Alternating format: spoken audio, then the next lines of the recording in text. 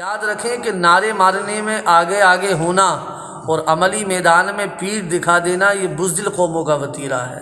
قرآن کے اس طرح کے واقعات بیان کرنے کا مقصد صرف تاریخی واقعات بتانا نہیں بلکہ عبرت و نصیحت حاصل کرنے کی طرف لانا ہے۔ ایک مرتبہ سبھی حضرات بلند آواز میں کہیں نویت سنت الاعتکاف۔ پیارے آقا صلی اللہ علیہ وسلم کے پیارے دیوانوں، درس تفسیر قرآن آپ سماعت فرما رہے ہیں۔ آج سورہ بقرہ کی آیت نمبر 246، اس کا ترجمہ اور تفسیر آپ سماعت فرمائیں۔ اللہ تبارک و تعالیٰ کا فرمان عالی شان ہے: الم تر الی الملأ من بنی اسرائیل من بعد موسیٰ اذ قالوا لنبی لهم ابعث لنا ملکا نقاتل فی سبیل اللہ قال هل عسیتم ان کتب علیکم القتال الا تقاتلوا قالوا وما لنا الا نقاتل فی سبیل اللہ وقد اخرجنا من دیارنا وابنائنا فلما كتب عليهم القتال تولوا الا قليلا منهم والله عليم بالظالمين۔ ترجمہ کنز العرفان۔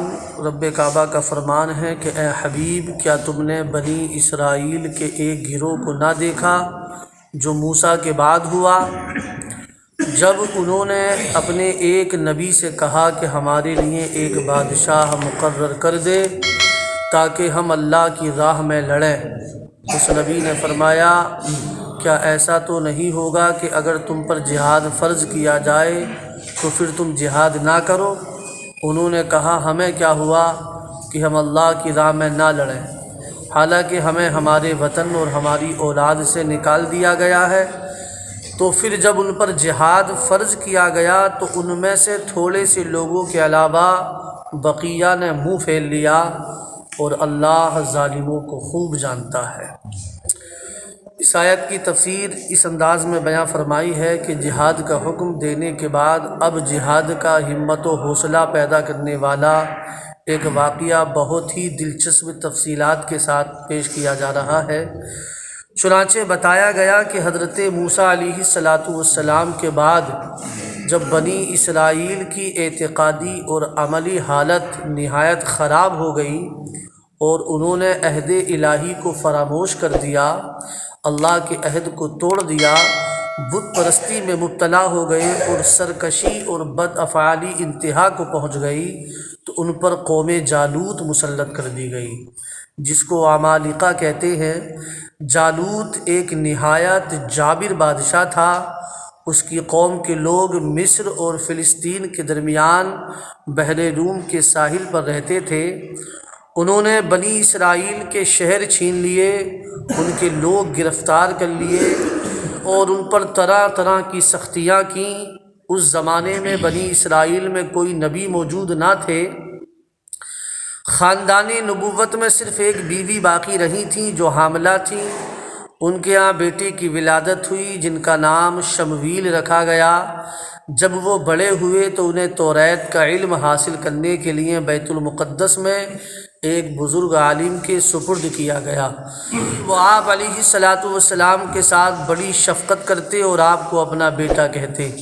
جب حضرت شمویل علیہ السلام بلوغت کی عمر کو پہنچے تو ایک رات آپ اس عالم کے قریب آرام فرما رہے تھے کہ حضرت جبریل علیہ السلام نے اسی عالم کی آواز میں یا شمویل کہہ کر پکارا۔ آپ عالم کے پاس گئے اور فرمایا کہ آپ نے مجھے پکارا ہے۔ عالم نے اس خیال سے کہ انکار کرنے سے کہیں آپ ڈر نہ جائیں یہ کہہ دیا کہ بیٹا تم سو جاؤ۔ پھر دوبارہ حضرت جبریل علیہ السلام نے اسی طرح پکارا اور حضرت شمویل علیہ السلام عالم کے پاس گئے۔ عالم نے کہا کہ بیٹا اب اگر میں تمہیں پھر پکاروں تو تم جواب نہ دینا۔ چنانچہ تیسری مرتبہ میں حضرت جبریل علیہ السلام ظاہر ہو گئے اور انہوں نے بشارت دی کہ اللہ نے آپ کو نبوت کا منصب عطا فرمایا ہے، لہٰذا آپ اپنی قوم کی طرف جائیے اور اپنے رب تبارک و تعالیٰ کے احکام پہنچائیے۔ جب آپ علیہ السلام قوم کی طرف تشریف لائے تو انہوں نے آپ علیہ السلام کو نبی ماننے سے انکار کر دیا اور کہا کہ آپ علیہ الصلاۃ والسلام اتنی جلدی کیسے نبی بن گئے؟ اچھا، اگر آپ علیہ الصلاۃ والسلام نبی ہیں تو ہمارے لیے ایک بادشاہ مقرر کریں۔ جب قوم کی اعتقادی اور عملی حالت خراب ہو تو کیا ہوتا ہے؟ اس واقعے سے یہ بھی معلوم ہوا کہ جب قوم کی اعتقادی اور عملی حالت خراب ہو جاتی ہے تو ان پر ظالم و جابر قوموں کو مسلط کر دیا جاتا ہے۔ آج بعین ہی وہ حال ہے ہمارا۔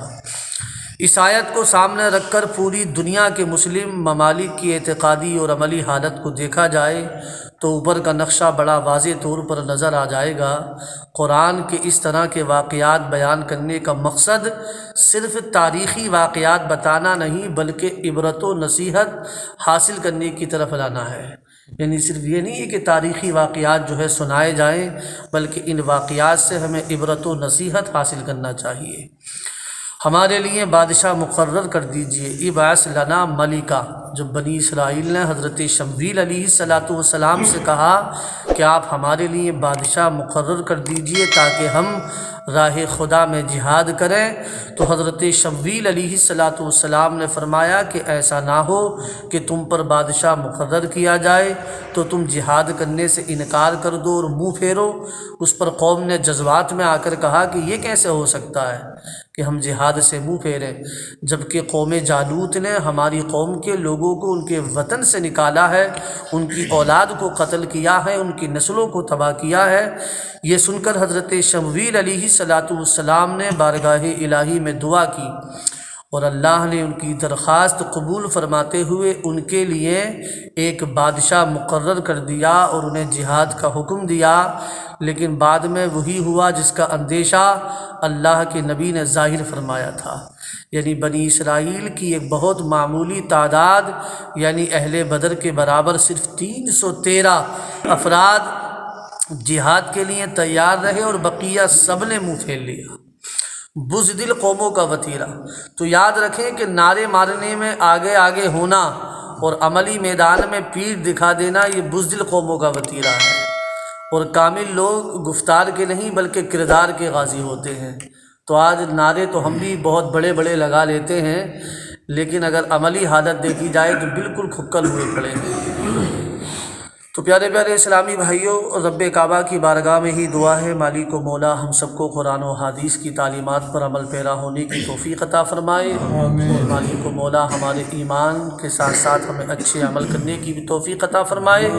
درود پاک پڑھ لیں۔ اللہم صلی علی سیدنا مولانا محمد و بارک وسلم، صلو علیہ